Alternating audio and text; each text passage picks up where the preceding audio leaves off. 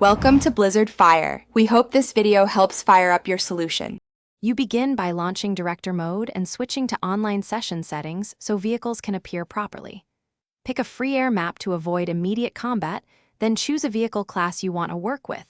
This makes spawning predictable. Once done, toggle the spawn permissions and confirm you have space in the current instance. Make sure to set any session filters, like time of day or weather, because the environment affects handling. Now spawn your first vehicle and stay near it to lock its persistence in the session. Next, you refine how vehicles appear and remain. Use spawn point choices and density sliders so vehicles reliably show up where you expect. This prevents random replacements. Save a preset or store the vehicle in an in-session garage option to lock it. Once saved, test drive the vehicle for a short route to confirm it stays in the instance after leaving and returning.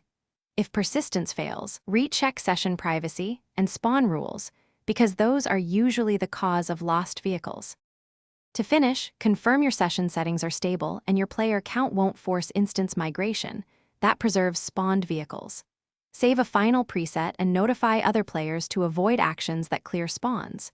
If a vehicle disappears, reload the saved preset or quickly respawn from your saved garage. This restores the exact model and modifications. One key troubleshooting tip: if spawns keep vanishing, switch to a smaller instance or host a private session. Instability often comes from crowded public instances, causing auto cleanup. Thanks for watching. If you found this helpful, don't forget to like and subscribe.